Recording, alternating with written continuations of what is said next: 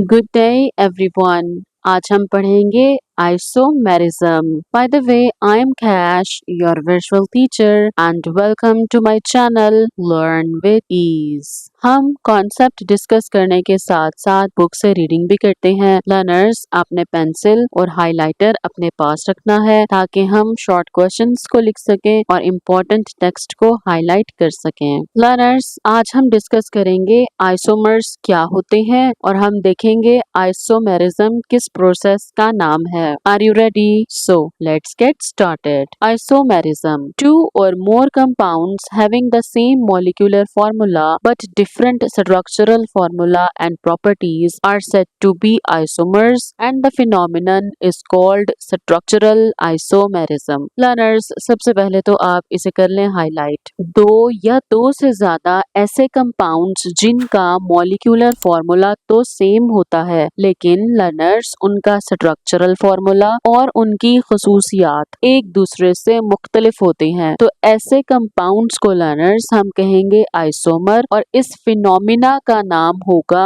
Isomerism. The simplest carbon to have structural isomers is butane. ये भी important बात है, आप इसे करेंगे हाईलाइट. लर्नर्स, जो ब्यूटेन होता है ये सिंपलेस्ट हाइड्रोकार्बन है जो आइसोमेरिज्म को शो करेगा. लर्नर्स, मीथेन, ईथेन और प्रोपेन ये स्ट्रक्चरल आइसोमेरिज्म को शो नहीं करते. ये बात भी बहुत इंपॉर्टेंट है एमसीक्यू पॉइंट ऑफ व्यू से. क्यों नहीं करते वो भी देखते हैं हम. मीथेन, ईथेन और प्रोपेन स्ट्रक्चरल आइसोमेरिज्म के फिनोमेना को क्यों शो नहीं करते? Because each exist in one structural form only. Learners, इसकी वजह ये है जो मीथेन, ईथेन और प्रोपेन है इनकी सिर्फ एक ही स्ट्रक्चरल फॉर्म होती है. If we study the structural formula of butane or other higher hydrocarbons of the alkane family, we will observe that it is possible to arrange the atoms present in the molecule in more than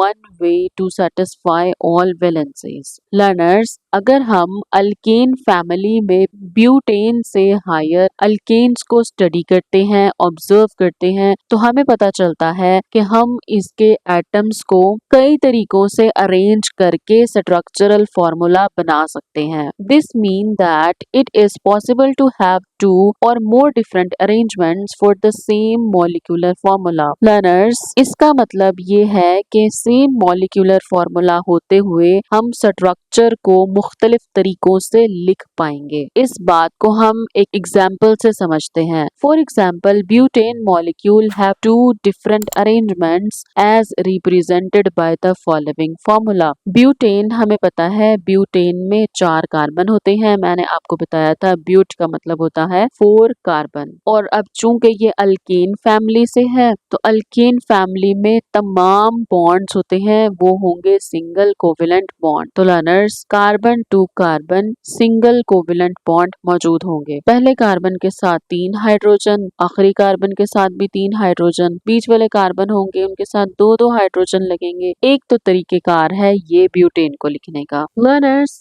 आज के topic से related MCQs आप अपनी screen पर देख रहे हैं. Learners, इस एमसीक्यू फाइल का लिंक आपको डिस्क्रिप्शन में मिलेगा. आप लिंक को क्लिक करें और एमसीक्यू पेज पर लैंड करें.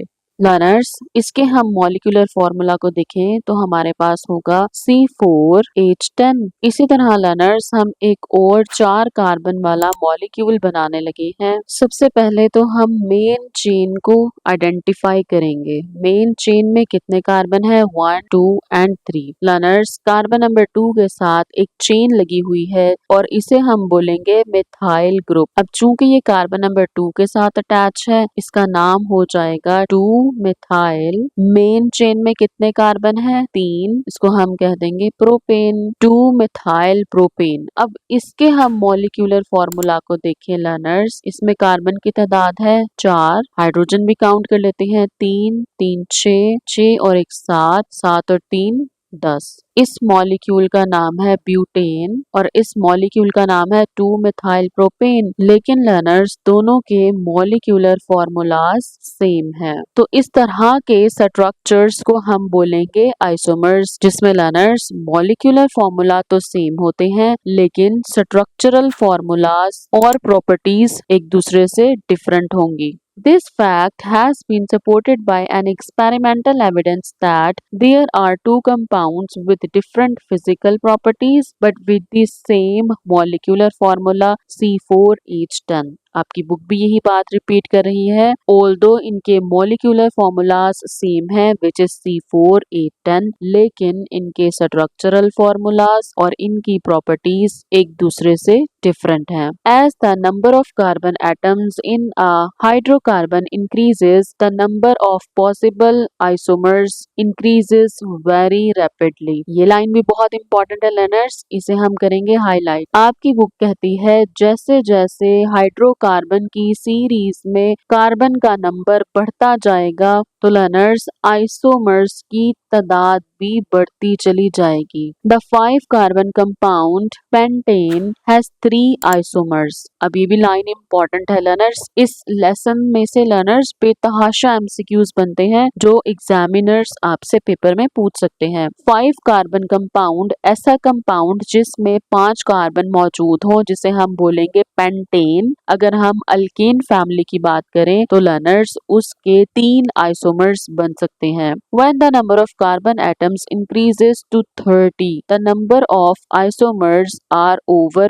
4 बिलियंस। ये बात भी बहुत इंपॉर्टेंट है। एक ऐसा अल्केन जिसमें कार्बन की तादाद 30 है लर्नर्स, उसके आइसोमर्स की तादाद 4 बिलियन हो सकती है। इसे भी कर लें हाईलाइट, ये भी बात इंपॉर्टेंट है। आपसे पूछा जा सकता है अगर C30 हो लर्नर्स तो कितने आइसोमर्स बनेंगे? 4 बिलियन आइसोमर्स बनेंगे और ये बहुत बड़ा नंबर है। इसी वजह से लर्नर्स जो ऑर्गेनिक कंपाउंड्स हैं उनकी बहुत ज्यादा वैरायटी है। Structural isomerism is not confined to saturated hydrocarbons only. Structural isomerisms सिर्फ सैचुरेटेड हाइड्रोकार्बन्स मींस सिर्फ अल्केन फैमिली से ही बिलोंग नहीं करती। सबसे पहले तो आप इसे लिख लेना, सैचुरेटेड हाइड्रोकार्बन का यहाँ पे मतलब है alkane family. In fact all classes of organic compounds and their derivatives show the phenomenon of structural isomerism. आपकी बुक कहती है ऑर्गेनिक कंपाउंड्स में जितनी भी फैमिलीज हैं, जितने भी कंपाउंड्स हैं, यानी कि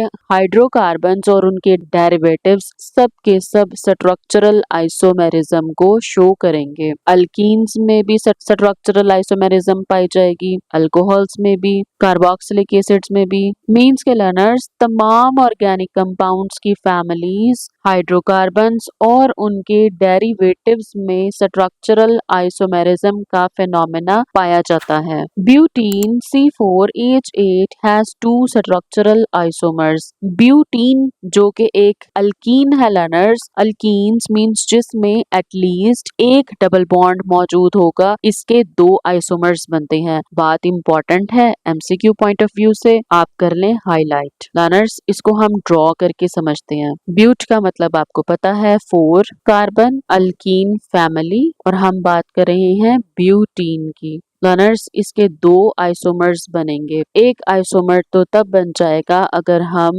डबल बॉन्ड को ड्रॉ कर देंगे कार्बन की पोजीशन नंबर 1 पर। बाकी पोजीशंस को लर्नर्स हाइड्रोजन से कवर करेंगे और आपको पता है हम किस तरह से करते हैं लर्नर्स। चूंकि जो कार्बन है इसकी कैपेसिटी होती है 4 बॉन्ड्स बनाने की। कार्बन नंबर 1 पर डबल कोवेलेंट बॉन्ड मौजूद है तो लर्नर्स इसके बाद कार्बन नंबर 1 पर सिर्फ 2 ही हाइड्रोजन अटैच हो सकते हैं, हम लिख देंगे H2। कार्बन नंबर 2 पर एक हाइड्रोजन आएगा, कार्बन नंबर 3 पर 2 और कार्बन नंबर 4 पर 3 हाइड्रोजन्स अटैच हो जाएंगे। इस मॉलिक्यूल का नाम है लर्नर्स ब्यूट-1-ईन।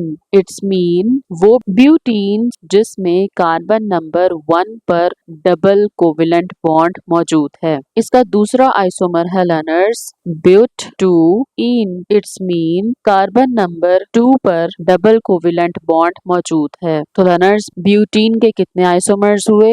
दो, first one is but 1ene and the second one is but 2ene। Learners, मैं उम्मीद करती हूँ आपको ये छोटा सा टॉपिक आइसोमेरिज्म का समझ आ गया होगा। नेक्स्ट लेसन में हम पढ़ेंगे functional group. Stay connected with us and good luck everyone.